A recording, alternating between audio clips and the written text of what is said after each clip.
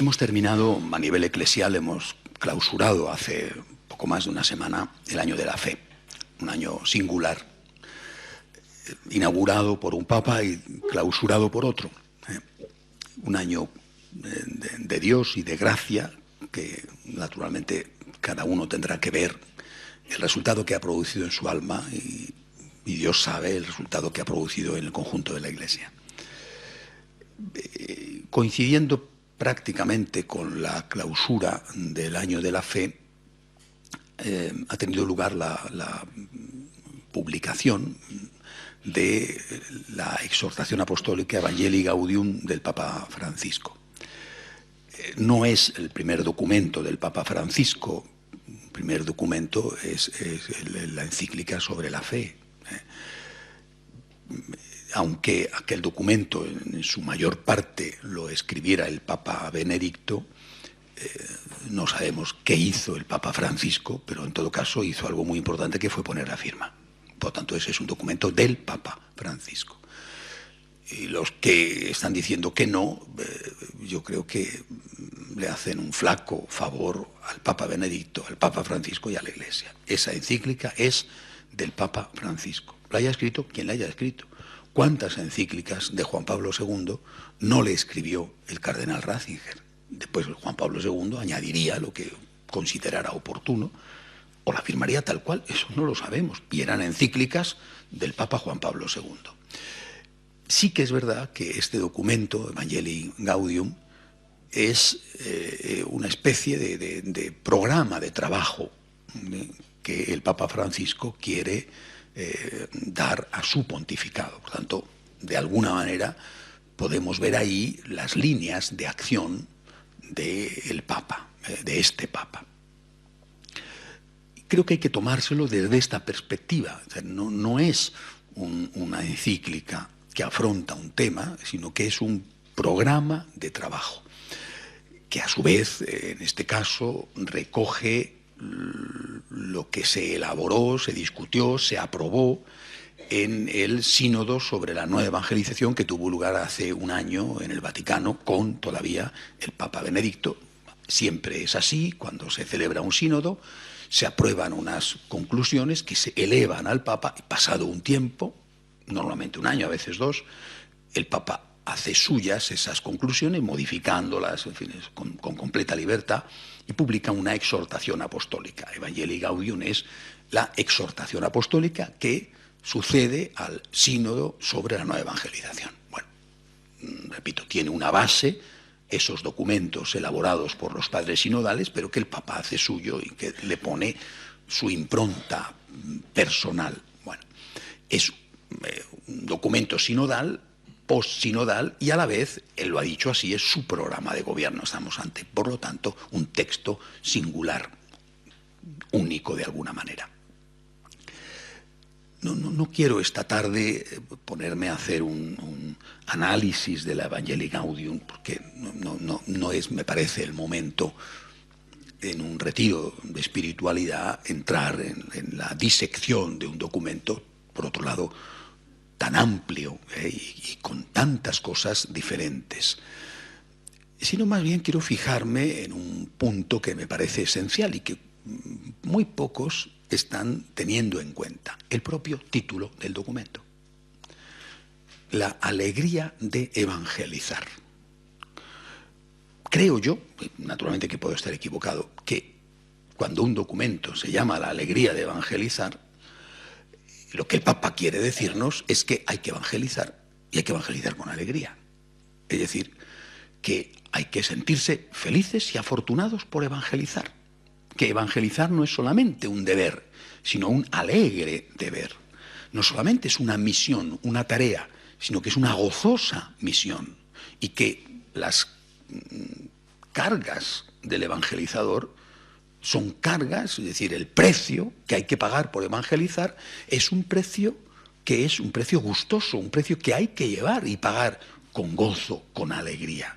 Ay de mí si no evangelizare, decía San Pablo, y lo decía cuando estaba en la cárcel, cuando estaba con las cadenas, cuando estaba en situaciones de persecución, porque hay que ver todo lo que pasó. Su viaje no eran viajes de placer, eran viajes cargados de dificultades. Y sin embargo dice, ay de mí, si no evangelizar. Es decir, es un honor evangelizar. Yo creo que esto es lo esencial que el Papa ha querido decirnos. Y ahí me parece, digo esto, lógicamente es una impresión mía, me parece que terminado el año de la fe, este Papa lo que ha querido hacer con este documento, aprovechando esta circunstancia de que tenía que escribir un documento posinodal, etc., lo que ha querido hacer es no convocar un nuevo año, sino ir más allá de lo que es un año. Convoco el año de la evangelización. Dice, no, pero ha querido poner a la Iglesia en actitud de evangelización, en actitud de misión. Si él hubiera convocado un año para la evangelización o para la nueva evangelización, bueno, todo el mundo habría dicho así tal. Bueno, no, creo que ha hecho algo más, no ha convocado un año, ha dicho, quiero que el programa de mi pontificado esté orientado hacia la evangelización, y hacia la evangelización como un deber gozoso. Me parece que esto es lo que, repito, no se ha tenido en cuenta. Se ha visto que si el tema de la economía, que si el tema de las conferencias episcopales, que si este detalle, el otro detalle, que tal. Bueno, o sea, de alguna manera, viendo los árboles, no hemos visto el bosque. Es decir, los árboles nos han impedido ver el bosque. A veces el bosque te impide ver los árboles, pero en este caso creo yo que los árboles nos han impedido ver el bosque. ¿El bosque cuál es? Hay que evangelizar. Hay que evangelizar. Este es el bosque. Es decir, ¿el objetivo cuál es? Hay que evangelizar. Vamos a ver cómo lo hacemos. Porque eso yo creo que cada uno tendrá que verlo. Cada movimiento, cada parroquia, cada diócesis, cada familia, cada persona. Bueno, a mí este largo texto que el Papa ha publicado, pues a mí me interpela en este punto, y los otros, pues la verdad no tienen nada que ver conmigo, porque ¿cómo puedo yo hacer que la economía mundial sea más humana y más solidaria y menos dictadura del capitalismo salvaje? ¿Qué puedo hacer? Yo no puedo hacer nada, ¿no? Hay que ir a la periferia. ¿Qué hago yo para ir a la periferia? ¿Qué es esto de la periferia? ¿Qué tal? Lo que yo sí que sé es que yo tengo que evangelizar. El Papa nos está abriendo unos horizontes, y después esos horizontes cada uno de nosotros pues tiene que aplicarlos a sus circunstancias y a su vida, pero todos tenemos que sentirnos interpelados por este mandamiento, por esta, digamos, esta orden del Papa que quiere poner a la Iglesia en actitud de evangelización, y que experimentemos esto, vuelvo a insistir, como un deber gozoso, como una obligación que no es una carga, sino que es una alegría.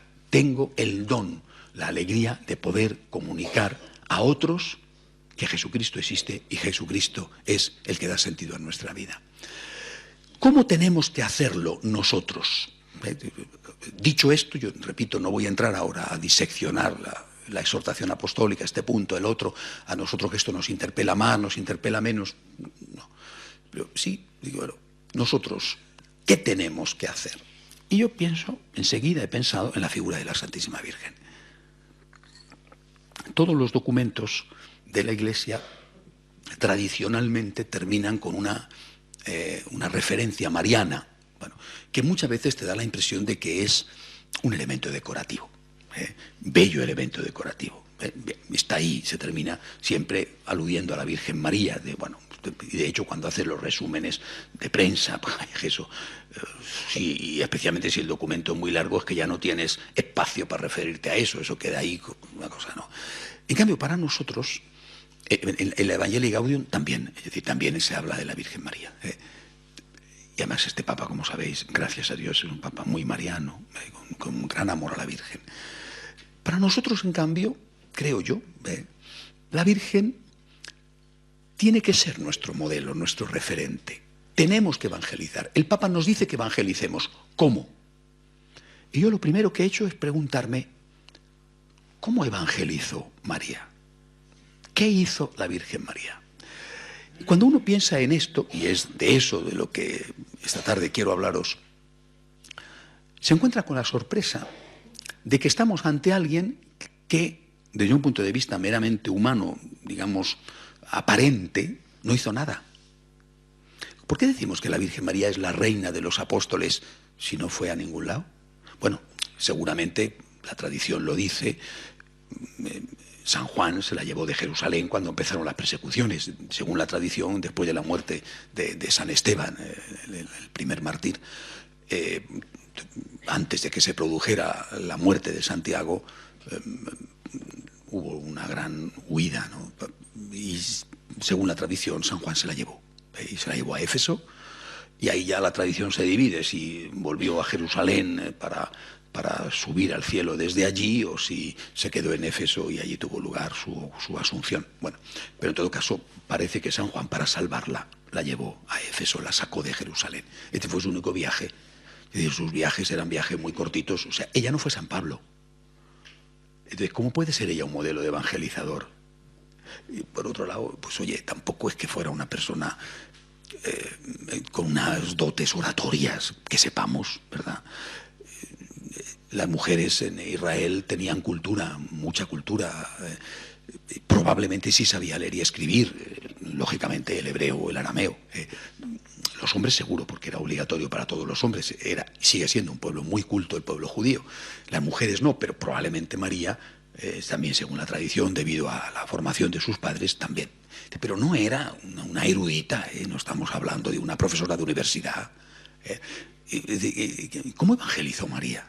¿Cómo podemos decir de ella que es nuestro modelo de evangelizador cuando no hizo nada de lo que supuestamente se considera que nosotros hoy tenemos que hacer? Entonces, vamos a fijarnos en algunas cosas que representan además puntos esenciales de nuestra espiritualidad. La primera cosa que a mí me parece una trampa, en la que desde luego no cayó María y por eso ella es nuestro modelo, es que el único que evangeliza es Jesús. Y cuando nosotros decimos que tenemos que evangelizar, podemos caer en la tentación de la soberbia, sin darnos cuenta, con la mejor de las intenciones, de creer que somos nosotros los que evangelizamos. Esto no es verdad. Es Jesús el que evangeliza. A través nuestro, sí. Con nuestra colaboración, sí. Con nuestro esfuerzo, con ese precio que tenemos que pagar, sí. Pero es Jesús el que evangeliza. Eso es lo primero que tenemos que decir. Cuando tienes un poco de experiencia de lo que es la evangelización, te das cuenta de que si Cristo no toca el corazón de aquellos a los que tú estás intentando evangelizar, no hay nada que hacer. Esta es una profunda verdad que tenemos que una y otra vez recordarnos. No soy yo, es Jesús. Y yo lo que tengo que hacer es ser un instrumento. Un instrumento eficaz, claro, el mejor instrumento que yo pueda ofrecerle al Señor, por supuesto que sí, pero es Jesús el que toca el corazón, ¿eh? No soy yo. No soy yo corriendo de un lado a otro, moviéndome, agitándome, o preparándome, o argumentando. Es Jesús, es Jesús. Es Jesús el que va a tocar el corazón del prójimo. Y esto es un misterio, porque no es un argumento que tú das y que convence, que es un misterio. Cuentan siempre una anécdota, seguramente falsa, pero preciosa, ¿no?, de un cura que estaba predicando un sermón encendido, lleno de fervor, ¿no? Bueno, y que al terminado la misa, pues entró un señor a la sacristía a decirle: padre, realmente le he escuchado a usted y estoy convertido. Voy a confesarme, voy a volver a la iglesia, he venido hoy de casualidad, pero mire usted, le he escuchado a usted. El sacerdote se sintió pues lleno de orgullo, de satisfacción, ¿no? Decir, bueno, tal. Y le preguntó: hijo mío, ¿qué momento, qué frase de mi sermón es la que te ha tocado el corazón? Y le contestó: pues mire usted, padre, la verdad, me he pasado toda su homilía muy aburrido, distraído. Bueno, pero usted al final ha dicho: ea pues, comencemos. Y de repente he sentido decir: oye, pues es verdad, comencemos, me voy a convertir. Bueno, yo creo que esto es una anécdota que seguramente es exagerada, inventada, ¿no? Pero aquel cura se debió de quedar totalmente aplanado, ¿no? Es decir, tantos argumentos de aquí al final, esa tontería que es la coletilla de pues comencemos, resulta que eso es lo que toca. Bueno, nosotros tenemos como ejemplos de misioneros a un actor activo, súper activo, San Francisco Javier, ¿verdad? No olvidéis aquella preciosa poesía de Pemán, ¿no?, que le refleja perfectamente. Soy más amigo del viento, señora, que de la brisa.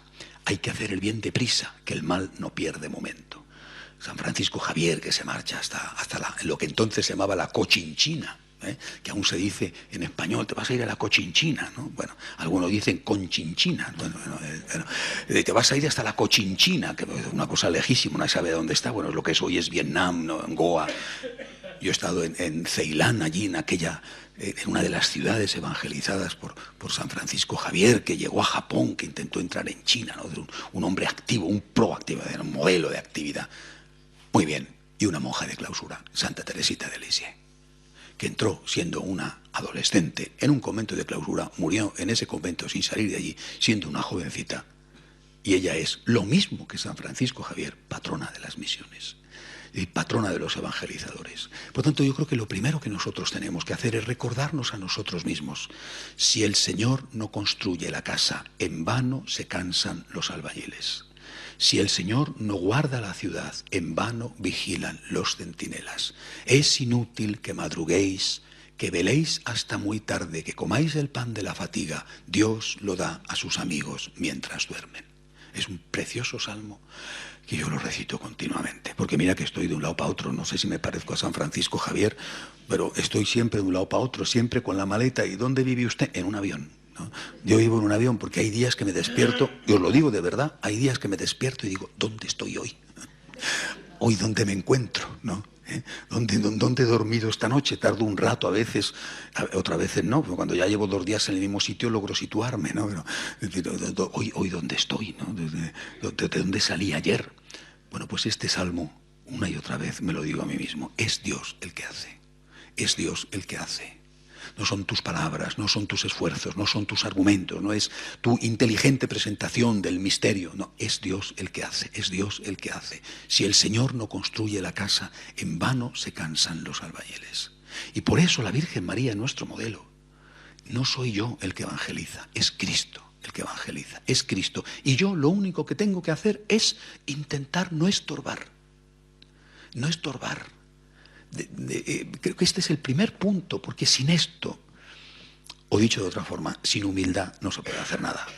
Una iglesia que confía en sí misma, en sus técnicas, en sus métodos, en sus programas, en sus organigramas, en sus planes pastorales, en sus medios de comunicación, en sus JMJs o JMF o en sus movimientos. Esta es una iglesia, en el fondo, atea, porque no está confiando en Dios. En el fondo, soberbia. Confiamos en Dios. ¿Cuántas veces repitió esto Benedicto XVI? ¿Cuántas veces? Nosotros hemos puesto nuestra confianza en Dios. No olvidéis las últimas palabras del Papa Benedicto, aquel último día, no cuando sale de San Pedro dirección a Castel Gandolfo, sino su última locución: es Cristo el que conduce la iglesia. Es el Espíritu Santo el que conduce la iglesia. No lo olvidéis. Por tanto, el Papa nos dice, hay que evangelizar. Y lo primero que tenemos que hacer nosotros es mirar a la Virgen María y mirar a la Virgen María. Lo que nosotros tenemos que hacer es ponernos en Dios. Señor, eres tú el que tienes que evangelizar. Te pido, Señor, te suplico, que seas tú el que toque el corazón de esta persona que quizá es un hijo adolescente, de esta persona que es un compañero de trabajo, de esta persona que es alguien que me hostiga todos los días y se ríe de mí y me acosa y me dice y me se burla. Eres tú, Señor. Yo te suplico que seas tú el que tocas el corazón. Por eso la primera lección al contemplar a María no es la de ponernos a correr, no es la de ir hacia afuera, sino la de ir hacia adentro, mirar hacia arriba, hacer más oración, ser más de Dios. Porque cuanto más de Dios seas, menos tuyo, menos tú eres, y por lo tanto más canal eres, y más capaz de que Dios llegue a los demás a través de ti, menos obstáculos estás poniendo a la obra de Dios. Y después eso, repito, más allá de las palabras, de los argumentos, incluso del testimonio, Más allá de todo eso, aunque eso sea útil, incluso aunque eso sea necesario, Dios va a hacer que esa persona que te ve o que te escucha se sienta tocada misteriosamente en su corazón, se sienta cerca de Él y sea capaz de decir, como el del chiste, como el de la anécdota, comenzamos. Por tanto, la primera cosa que nosotros tenemos que hacer para, en este impulso evangelizador que el Papa quiere dar a la Iglesia, lo primero que tenemos que hacer es imitar a María y recogernos. Mirar hacia adentro y mirar hacia arriba. Es decir, ser más de Dios. Rezar más. Rezar, es decir, estar con el Señor, no solamente tener tiempo para estar con Él, sino vivir con Él, vivir en Él, vivir en continua unión con Él, para que Él, a través nuestro, siendo nosotros los mejores canales posibles, es decir, una arteria sin arterioesclerosis, una vena sin colesterol, por la cual pasa la sangre. Si tú eres de Dios, si Dios habita en ti, a lo mejor no dices nada, pero es un gesto, o a lo mejor dices una cosa sencilla, pero es esa palabra la que Dios utiliza para tocar el corazón del otro. Si el Señor no construye la casa, en vano se cansan los albañiles. Esto tenemos que decirlo, repito, una y otra vez, lo decía el Papa Benedicto. Los primeros cristianos llenaron el mundo entonces conocido, y no había televisión, no había periódicos, estaban perseguidos. ¿Cómo es posible que evangelizaran en esas condiciones? Porque tenían el fuego de Cristo y el fuego del Espíritu en su corazón. Y con este fuego eran capaces de quemar aquellas estructuras caducas, podridas, o aquellas personas que estaban hundidas en todos los pecados del mundo. Primera cosa. En segundo lugar, yo diría que hay 3 puntos en los cuales, además de esto que es el primero y el esencial, podemos imitar a la Santísima Virgen. María, así viene recogido en los estatutos de los franciscanos de María, María evangeliza porque da Jesús al mundo. Es decir, la primera obra evangelizadora, la primera, el modelo, por lo tanto, que tenemos que imitar, es dar Jesús al mundo, ¿no? Porque la evangelización es comunicar a Jesús. La primera comunicación fue el nacimiento de Jesús.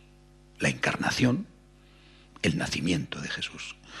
Por tanto, si lo primero que yo tengo que hacer para imitar a María es dar Jesús al mundo, tengo que preguntarme cómo dio ella Jesús al mundo. Luego habrá una segunda parte, que era cuidar de Jesús.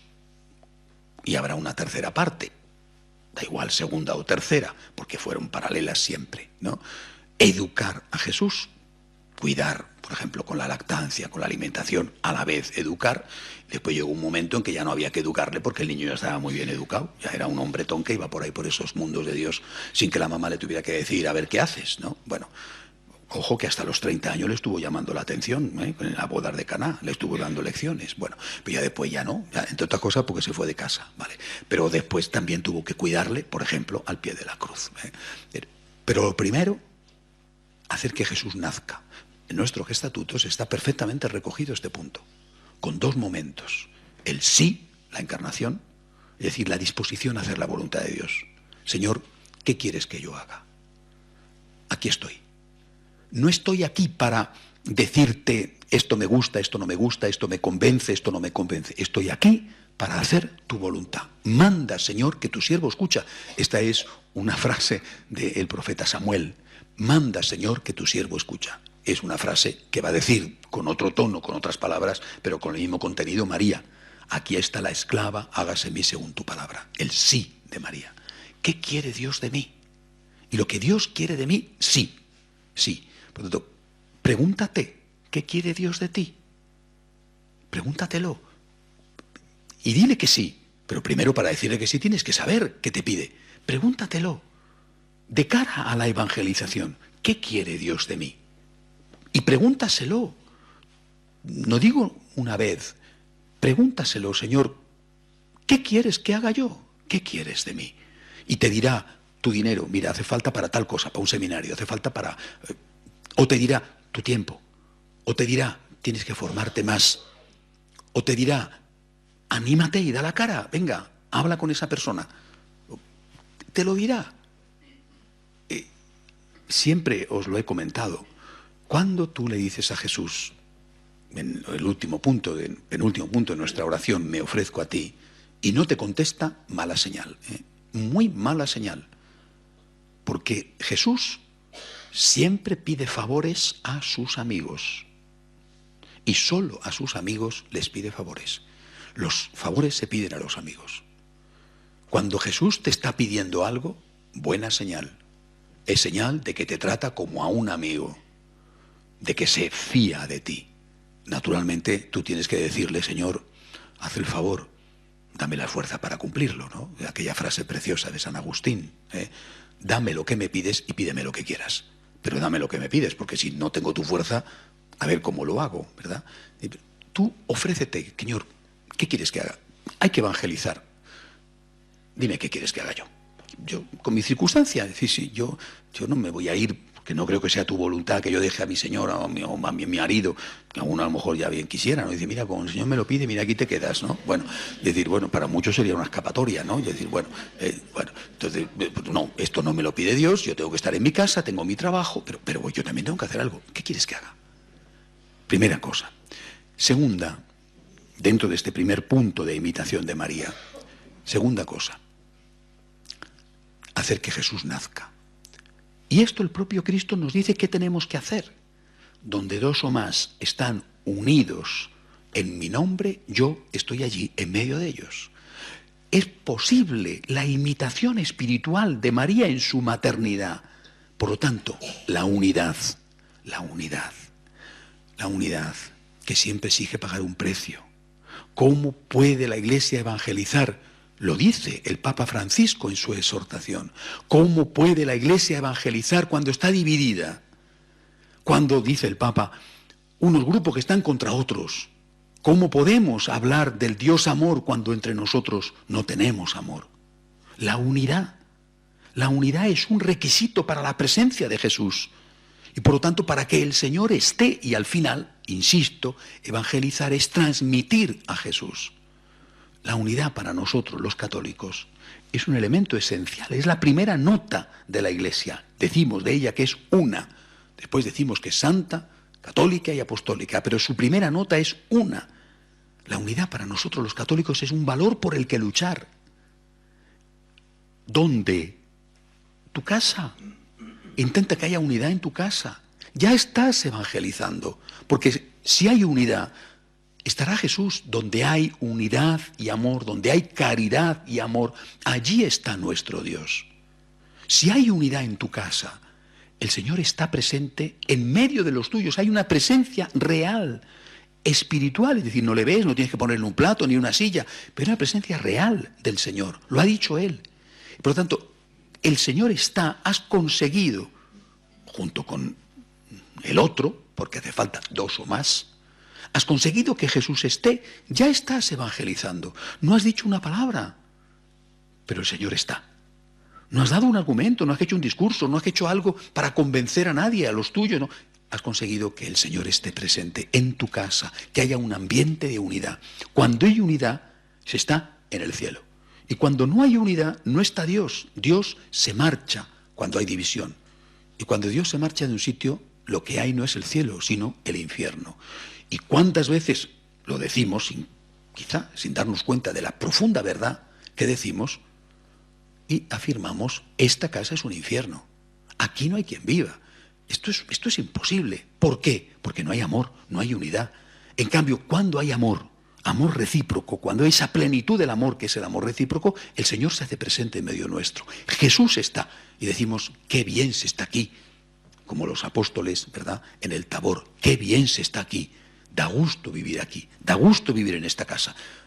No nos damos cuenta de qué es lo que decimos, pero en el fondo lo que estamos diciendo es, estamos con Dios, estamos en el paraíso, estamos en el cielo, porque estar con unidad es estar con Dios y es estar en el cielo. Por lo tanto, imita a María, pregúntale a Dios, ¿qué quieres que haga? Y dile que sí, y pídele fuerzas para hacerlo. Y luego procura que haya unidad. En tu casa, lo primero, en tu casa que haya unidad, que haya buen ambiente. Para eso tienes que aprender a ceder. Nosotros hemos aprendido de una gran mujer que precisamente hoy comenzaban el proceso para su beatificación, para su canonización, Chiara Lubich, la fundadora de los focolarinos. Hemos aprendido esta frase que es un lema para nosotros, una máxima en nuestro comportamiento: vale más lo menos perfecto en unidad que lo más perfecto en desunidad. No dice Chiara Lubich, vale más lo imperfecto, porque no es el pecado. Es decir, hay unas rayas rojas que no voy a pasar. Dice lo menos perfecto, porque muchas veces la unidad en casa no se pierde por grandes cosas, se pierden porque no quieres ceder, porque tiene que ser todo como a ti te parece, y porque ahora yo digo esto y como a mí me parece que esto es lo mejor, que a lo mejor tienes razón. Oye, pero piensa un poco que el otro está cediendo siempre y que al final es que le estás anulando, le estás despersonalizando, es que no quiere vivir contigo porque no puede vivir contigo, porque al final se siente que es tonto. O sea, aunque sea verdad, hombre, no le machaques tanto, dale un respiro y hazle creer alguna vez que no es tan tonto como tú piensas, ¿no? Por tanto, cede un poquito, no tengas ese control tan férreo que hace que se sienta tan atado que no pueda seguir viviendo contigo. Tanto vale más lo menos perfecto. Bueno, que tú lo ves, que tienes razón, porque tienes razón siempre, porque eres muy lista, ¿no? Y es verdad, ¿no? Bueno, pues aún así, alguna vez que se equivoque un poquito, aunque no sea más que para luego pueda decirte tenías razón, cariño, ¿no? Y bueno, no para que luego le digas ves cómo tenía razón, sino para que luego te lo diga él o se lo calle. Bueno, es decir, cede un poco, dale un poquito de oxígeno. Vale más lo menos perfecto en unidad que lo más perfecto en desunidad, porque buscando el perfeccionismo, que es lo más contrario que existe de la perfección, asfixias tanto que se rompe la cosa. Aprende a tener cintura, aprende a ser flexible, no en lo esencial, vuelvo a repetir, no en lo esencial, sino en tantas otras cosas que no son esenciales y que permiten que haya un ambiente donde no se rompe, donde pues tenemos diferencias. Oye, pues tú tienes derecho a tener esta forma de ver y esta forma de actuar, y yo, esto no es lo esencial. Lo esencial hay que ser totalmente firmes, de aquí no nos movemos en lo esencial. Las cosas esenciales en la vida, precisamente porque son esenciales, son realmente pocas. En cambio, nosotros, con nuestra soberbia, transformamos en esenciales cosas que son completamente secundarias y que son opinables, y además donde lo bueno es que haya diferencias para que haya complementariedad. Siguiente punto, la Virgen que educa. Muchas veces olvidamos este aspecto, y sin embargo la Virgen y San José fueron educadores de Jesús. Cuando el niño Jesús se queda en el templo y los papás le encuentran, es una belleza como se expresa todo, ¿no? Porque es la Virgen la que le regaña, no es San José. Debería haber sido San José, sí, pero San José es consciente de que él no es el padre de Jesús. Es el padre adoptivo, bueno, el padre físico. Y es consciente de la relación que hay entre la madre y el hijo. Y es muy consciente de quién es Jesús. En cualquier caso, tendría que haber sido San José el que le dijera, vamos a ver niño, ¿qué ha pasado? ¿Tú te crees que es normal esto? ¿El susto que nos has dado? Que llevamos 2 días buscándote y estamos tu madre y yo que no podemos más, te voy a dar unos azotes que te vas a enterar. Es decir, hubiera sido lo normal, y en aquella época no te digo nada. San José no. Es la Virgen la que con gran delicadeza, respetándole, pero a la vez hablando, le dice, hijo, tu padre y yo estábamos muy preocupados buscándote. Tu padre y yo estábamos muy preocupados. Es decir, le expresa con un gran respeto, sabiendo que está hablándole a Dios, pero a la vez es la mamá la que en nombre del papá le expresa la preocupación, le está educando. Cuando Jesús le da la explicación, dice el Evangelio que se fue con ellos y siguió bajo su autoridad, creciendo en edad, sabiduría y gracia. Hombre, gracia en el sentido, no, él estaba ya, imagínate, era Dios lleno de gracia, sino en ese sentido de que todavía tenía que seguir completando su formación, creciendo en sabiduría. ¿Cómo imitar a María, evangelizadora, reina de los apóstoles, en esta labor de educar a Jesús? Yo creo que hay un punto que confío en que nosotros por lo menos lo tengamos cada vez más presente y cada vez más desarrollado, que es el punto de la formación. Muchas veces, muchísimas veces, queremos tener en un momento dado la respuesta adecuada. Oiga, es como si usted quisiera poder hacer un edificio y hacer los planos de una casa sin haber estudiado la carrera de arquitectura. Incluso, vamos, sin saber leer ni escribir. Es decir, tú no has estudiado nada, pero en ese momento concreto quieres la respuesta adecuada. Bueno, pues efectivamente, hombre, el Espíritu Santo puede hacer que abre, como en el Antiguo Testamento, hasta la mula de Balaán, ¿no? Bueno, dice, pero usted lo que tiene usted que hacer es formarse. Formarse implica tener una disciplina, tener un método de formación, ponerse a ello. ¿Cómo vas a hacerlo si no? ¿Qué pretendes? ¿Que sea todo a base de milagro, es decir, de ciencia infusa? Que cuando tu hijo, tu compañero, tu amigo te pregunta, a veces digamos, con una honestidad de que quieres saber realmente, no quiero ofenderte, otras veces con mucha mala fe, te interpela para herirte o para sacarte un poco de tus seguridades y llevarte quizá a su ateísmo o a su agnosticismo. Tú no te has formado, pero ya quieres saber la respuesta. Y esto sucede también en otros aspectos de la vida. ¿Cuántas veces a mí me preguntan qué tengo que hacer para solucionar este problema, un problema, por ejemplo, matrimonial? No existen las pastillas. O sea, tengo la sensación de que me están diciendo, ¿hay alguna medicina que yo me pueda, una píldora que yo me pueda tomar para que mi marido deje de ser infiel o para que mi hijo deje de estar en la droga? Pues no existe. Eso no existe, no se ha fabricado. Por supuesto que el Señor puede actuar milagrosamente, pero usted, probablemente estamos ante el final de un proceso. Este proceso ha empezado muchos años atrás. Es desde ahí donde hay que partir. Usted ahora me está trayendo un cadáver. Y con los cadáveres ya no puedo ni siquiera darle la unción de enfermos, un bonito funeral. Y lo más que puedo hacer, ¿qué quiere usted que le diga? A estas alturas, ¿por qué no empezó usted antes? No, porque yo antes o estaba alejado o no tenía tiempo. Bueno, pues claro, pues mire usted, ahora ya hay muy poco que hacer.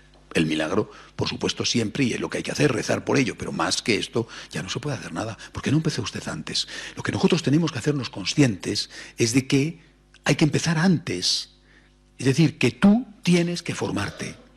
Que para ser educador, para ser evangelizador, para poder tener la palabra adecuada y el argumento adecuado en un momento concreto, que no sabes cuándo vendrá, ni sabes qué pregunta te van a hacer o qué circunstancias se va a presentar.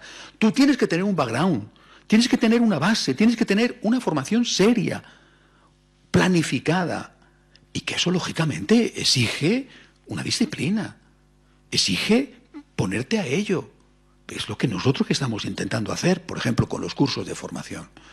Poco a poco, semana a semana, tú vas adquiriendo un bagaje del cual seguramente no eres consciente, que muchas de las cosas se te olvidan, porque se te olvida todo por la edad o por lo que sea, pero ahí queda un pozo, y en un momento determinado ese pozo va a salir, pero si no lo has estudiado, si no lo has trabajado, ¿cómo lo vas a hacer? Esta tarde estaba grabando unos programas de televisión para los cursos de formación de este segundo curso de los franciscanos de María que tenemos. Y, es decir, un tema que veréis dentro de unas cuantas semanas, ¿no? El tema el primer punto del contenido de nuestra esperanza, que es la existencia de la vida eterna. ¿Cuántos católicos saben contestar a esta pregunta? ¿Crees en la vida eterna? Sí, hay vida eterna. ¿Y por qué? ¿Y por qué? ¿Por qué puedes decir que hay vida eterna? Hombre, es una intuición, ¿pero por qué? La inmensa mayoría de los católicos no saben contestar a esto. Otros sí, afortunadamente. Lógicamente, cuando yo preparo unos temas de formación, habrá muchos que ya saben esto, porque tienen mejor formación. Yo tengo que preparar unos temas de formación para todos, donde hay gente que a lo mejor este punto lo sabe y otro no, y al revés, ¿verdad? Pero muchos católicos no saben por qué podemos nosotros afirmar con total certeza que hay vida eterna. Es que lo ha prometido Jesús, claro, sí, pero ¿y nada más que su promesa? ¿O hay algo que nos da la certeza, la seguridad de que hay vida eterna? Este es un ejemplo, ¿no? Y no es más que un ejemplo. Es decir, lo que yo me encuentro es con católicos que no están formados. Recordad, lo decía el Papa Benedicto cuando en aquel importante discurso a la Curia Romana, anunciando el año de la fe, afirmaba: lo que antes sabían los niños, hoy ya no lo saben los mayores. Y esto no se improvisa. La inmensa mayoría de nosotros somos posconciliares. Es decir, el concilio hace 50 años que existió, que se terminó, que se clausuró. Los que teníamos entonces 7, 8 años, es decir, que estamos rondando los 60, somos todos nosotros de formación posconciliar. Nos guste o no. Es decir, habrá cosas positivas, muy positivas, y otras no tanto. Después habrá habido en este país, en esta circunstancia, tú has ido a este colegio, donde entró la crisis, el otro no, tú has ido a esta parroquia, has tenido este sacerdote, el otro no. Ahí sí que hay una gran diferencia. Pero todos, la mayoría, estamos marcados por este hecho. Somos posconciliares. Repito, con cosas buenas y con cosas malas. Pero lo somos. Lo dice la propia Iglesia, con estos claroscuros, con estas luces y sombras del posconcilio. Marcado en su formación por una maravillosa afirmación: Dios existe y Dios te ama, que ha sido el gran eje de la formación posconciliar, de la catequesis posconciliar. Pero nada más. Donde se ha olvidado, se ha omitido, a veces deliberadamente y otras veces pensando que no había que decirlo por no asustar, se ha omitido que ese Dios que existe y te ama es Dios, es el Señor. El señorío de Dios no se ha hablado nunca. Es decir, se ha hablado de la misericordia, pero no de los deberes, de los derechos, pero no de los deberes. Toda nuestra formación, no solamente católica, sino nuestra formación ciudadana, es una formación donde el derecho está agigantado, hipertrofiado, y donde el deber no existe. Lo queramos o no, somos hijos de esta cultura. Y ahora tú quieres que con esta mínima o a veces equivocada por incompleta formación, ahora tú quieres convertirte en un maestro. Pues tienes que hacer una tarea, porque tienes que empezar por una labor de reeducación. Tienes muchísimas lagunas. Hay muchísimas cosas de tu fe que tú ignoras. ¿Cómo vas a ser catequista de tus niños? ¿Cómo vas a ser catequista de tus nietos? ¿Cómo vas a ser una persona capaz de decirle a un compañero que te interpela, repito, a veces con honestidad, otras veces no? ¿Cómo vas a ser capaz de dar una respuesta sobre cosas elementales? Vuelvo a decir el ejemplo de la resurrección, o otras que son más específicas y propias del momento. ¿Por qué la Iglesia dice que el matrimonio está formado por un hombre y una mujer? ¿Por qué la Iglesia dice no al aborto? Tienes que tener argumentos. Esto es cuidar, esto es educar, esto es lo que la Virgen hizo. Yo estoy seguro de que ni el niño Jesús eran nuestros hijos, ni siquiera en su adolescencia, y que aquella época era la nuestra, ¿no? En ese sentido, muy probablemente, en este aspecto al menos, todo era más fácil. Bueno, pero nosotros vivimos aquí y ahora. Nuestra imitación de María evangelizadora pasa por la imitación de María educadora. Y para poder educar hay que educarse, hay que estar formado. Y a eso hay que ponerse. Y eso requiere, repito, disciplina, dedicación, tiempo. ¿Dónde están los católicos que hacen esto? Contados, contados. La inmensa mayoría son unos profundos ignorantes. En buena medida no es culpa suya. En otra medida, cada uno tendrá que ver, porque creo que opciones para formarse, al menos algunas, existen. Este es un punto en el cual nosotros, repito, imitando a María, la reina de los apóstoles, tenemos que prepararnos. Tengo que estar formado para poder formar a todos, empezando por los míos en mi casa. Tercer punto, María que cuida de Jesús. O sea, primero, María que hace que Jesús nazca. Segundo, María que educa. María que cuida. Esa educación y ese cuidado, repito, fueron paralelos ambos, ¿verdad? ¿Cómo cuidar de Jesús? El testimonio. El testimonio. Es decir, la evangelización pasa por la oración. Oración, sacrificio, es decir, ofrecimiento de tus dolores. Pasa por la palabra y pasa por el ejemplo. El testimonio. María que cuida. ¿Cómo cuida? Pues habría momentos normales, ¿no? De hacer la comida, de limpiar la casa, ¿verdad? Momentos normales y momentos especiales. Preparar la cueva de Belén para que naciera en aquel antro inmundo el Hijo de Dios. Debió de ser una tarea, ¿eh? Pero no solamente eso, que pues afrontar las dificultades de la vida. A veces nos fijamos solo en el inicio y en el final, Belén y el Gólgota. Hubo 33 años por en medio, donde María cuidó de Jesús en todos los aspectos, también en el aspecto físico. Está enfermo, se pondría con gripe alguna vez el niño, tendría fiebre alguna vez, ¿no? Lloraría porque le estaban saliendo los dientecitos, es decir, se haría alguna herida algún día porque se caería en la calle o se pincharía con un clavo en la carpintería o un día quizá un niño le pegó en la calle, quién sabe. Ahí está María, que cuida de Jesús. Es decir, esta María que cuida de Jesús es aquella persona, hombre o mujer, de la cual Jesús habla cuando dice: ven tú bendito de mi Padre, porque he tenido hambre y me has dado de comer. Esta es una de las cosas, quizá la más importante, que el Papa Francisco quiere enseñarnos. La imprescindible presencia del testimonio para evangelizar, estando al lado del que sufre. No deja de decir el Papa, de una forma o de otra, los pobres, los pobres, los pobres, los pobres, los pobres.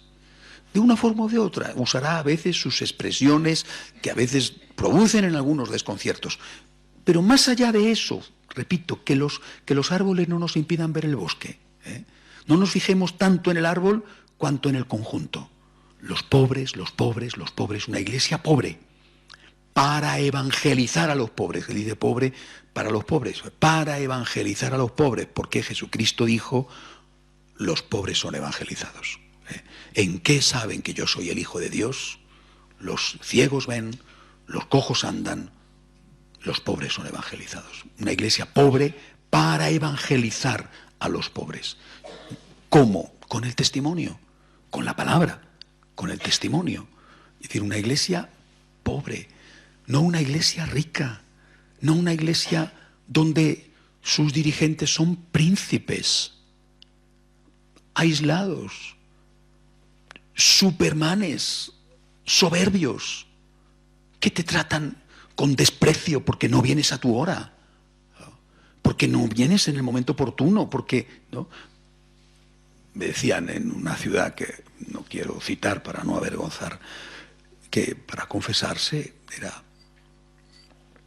prácticamente imposible. En esa ciudad confesaban en la catedral de 11 a 12. Y me decía una mamá: mis hijos a esas horas que están en el colegio, ¿no? Mi esposo está trabajando, yo puedo ir, hay que pedir cita, pero mis hijos y mi esposo cuando se confiesan. Es imposible, ¿no? En otra ciudad, que tampoco quiero decir el nombre para no avergonzar, los curas no confiesan porque no hay dinero, es el único sacramento que no se cobra, es decir, el único sacramento que no se practica. No por los fieles, sino por los curas. Prefiero no decir el nombre de la ciudad. Y un cura jubilado ha ideado, no sé si para sacar dinero y sobrevivir o por amor a los pobres, a los penitentes, cobrar X, no mucho, pero una pequeña cantidad, y dedica a cada feligrés que se lo pide media hora para confesar y hacer dirección espiritual. Es decir, lo que el Papa está pidiendo, y lo dice con una fortaleza y con una franqueza, sus textos son tan fuertes y tan claros como las palabras de Cristo cuando hablaba de la raza de víboras, y se lo decía así a los fariseos, y de los sepulcros blanqueados. Es el mismo gesto fuerte y profético de Jesús cuando el Papa dice: esta iglesia tiene que ser una iglesia al servicio de los pobres. No puede ser una iglesia de prepotentes. Y él está con estos ejemplos suyos, los suyos, de su cultura, pero al final haciendo un ejemplo. Voy en autobús, uso estos humildes zapatos. Es decir, él, más allá, repito, no nos quedemos en el árbol, fijémonos en el fondo. ¿Qué quiere decirnos? Sobre todo a los evangelizadores, es decir, sobre todo a los sacerdotes, sobre todo a los obispos. ¿Cuántas veces lo está diciendo a los obispos? Se lo dice con toda claridad, con todas las palabras. Sed siervos, estar al servicio del pueblo, sed humildes, sed pobres entre los pobres, no seáis señores, no seáis medievales, señores feudales, que metidos en vuestros palacios arzobispales y que no conocéis la realidad de la gente. Repito, si nosotros no escuchamos este clamor de Cristo que habla a través del Papa, insisto, dejemos al lado determinadas expresiones que pueden sonar. Cojamos el fondo, por favor, porque es urgente cogerlo. Pobres, sencillos, humildes, servidores, que están al lado de los que están sufriendo físicamente porque no tienen pan para comer o espiritualmente porque están en pecado. Y yo creo que esta es la llamada que nosotros tenemos que escuchar, que tenemos que practicar. Repito, más allá de si esta expresión o aquella expresión es más o menos afortunada, ¿no? Yo decía el otro día en una homilía exhortando a que seamos generosos en las Navidades con tanta gente, por ejemplo los de Filipinas, que están pasándolo tan mal. Decía, voy a rezar para que le dé un cólico al que se infle de comida y que se ponga ciego de champán y de excesos y no haya dado una limosna para los católicos, ¿no? Que no hayan dado una limosna. Bueno, esta era una expresión, creo que bastante desafortunada, pero lo decía en broma, ¿no? Pero más allá de las expresiones, tenemos que experimentar de verdad y vivir el amor a los pobres. Tenemos que ser testigos en un mundo de consumismo, de hedonismo, en un mundo de derroches. Nosotros tenemos que caracterizarnos por ser de verdad los que estamos al lado de los que sufren. ¿En qué comunidad se hace una colecta? ¿Qué partido político? ¿Qué sindicato? Por Dios, por lo menos en España, ¿eh? ¡Qué barbaridad! ¿No? Si es que vamos, lo que ellos hacen es del dinero público inflarse a langostinos, ¿eh? Aquella frase famosa de Alfonso Guerra, que no nos farte de nada, pero cobrando y cogiéndolo del dinero público, no de mi bolsillo. ¿En qué sitio, si no es en la Iglesia Católica, continuamente estamos diciendo al lado de los pobres? Es nuestro honor, es nuestro orgullo, es nuestra historia, es nuestra genética. Al lado de los pobres, porque eso fue lo que hizo Cristo. Y yo creo que si nosotros somos capaces, insisto, imitando a María, la pobre, la que no se avergüenza de meterse en una cueva de ovejas. Pues aquí tiene que nacer mi niño, pues voy a limpiarlo, pero aquí nace mi niño. Lo importante es que el niño nazca. Si no ha nacido en un palacio, entre mármoles y sedas, que nazca en un pesebre, pero que nazca el niño. Que nazca el niño, eso es lo importante. Nosotros tenemos que sentir esta pasión, este fuego, por ser testigos del amor de Dios. Y no podemos ser testigos del amor de Dios si no estamos al lado de los que sufren. Pero no viviendo como ricos que se entretienen o que compran a bajo precio la paz de conciencia con una limosna, dando la migaja de lo que te sobra. ¿Cuántas veces he escuchado decir, con dar 2 reales es suficiente, porque el Señor alabó a aquella viuda que dio 2 reales? Y con dar 2 reales, un momento, el Señor no alabó a una viuda que dio 2 reales. El Señor alabó a una mujer que dio todo lo que tenía. Lo que tenía eran 2 reales. Eso es otra cosa. El Señor no dijo, fíjate, esta viuda qué estupenda es porque ha dado 2 reales. Dijo, esta viuda ha dado todo lo que tenía. Y el otro que ha dado mucho más no ha dado nada, porque ha dado de lo que le sobra. Por tanto, insisto, esta es nuestra genética. Para un católico, el testimonio de la caridad, de estar al lado del que sufre, forma parte de su esencia. Sin esto no somos católicos. Imitando a María, por lo tanto, dejando que a través nuestro sea Cristo el que evangeliza. Oración, ser antes que hacer. Oración, sacrificio. Después, aceptación de la voluntad de Dios. Señor, ¿qué quieres de mí? La unidad que permite que el Señor nazca en nuestra familia. Favorecer la unidad siempre en la casa y también en la patria. Para nosotros, católicos, la unidad es un valor y la división o el independentismo es un antivalor, porque eso forma parte de nuestra genética católica, que es la Iglesia en primer lugar, la unidad que permite la presencia del Señor en medio nuestro. La formación que tenemos es ser capaces de transmitir, y para eso hay que prepararse, y el testimonio que pasa necesariamente, y el Papa insiste en ello, por estar al lado de los que sufren, es lo que nosotros tenemos que hacer. La alegría de evangelizar consiste en saber que a través nuestro el Señor ha podido llenar un estómago vacío, que ha podido acompañar a una persona que estaba sola, o que ha podido, a través nuestro, con una palabra o con el testimonio o con la oración, hacer que una persona le conozca a Él y pueda encontrar la verdadera felicidad que es estar con Él. Esto es una gran alegría. Yo puedo deciros que continuamente recibo estas alegrías. ¿Cuántas veces, el padre Benjamín lo sabe, porque recibe las mismas cartas que yo, cuántas veces recibimos correos de personas desconocidas, seguramente serán siempre desconocidos, que nos dicen a través de la televisión: me he encontrado con Jesús, usted no sabe el bien que me está haciendo. Poder llevar Dios a alguien es de una alegría, de una satisfacción tan grande como poder alimentar a un hambriento o poder acompañar a un solitario. La Virgen María, Reina de los Apóstoles, nos ayude en este año a ser como ella, modelos de evangelizadores. Hacemos un momento de oración en silencio.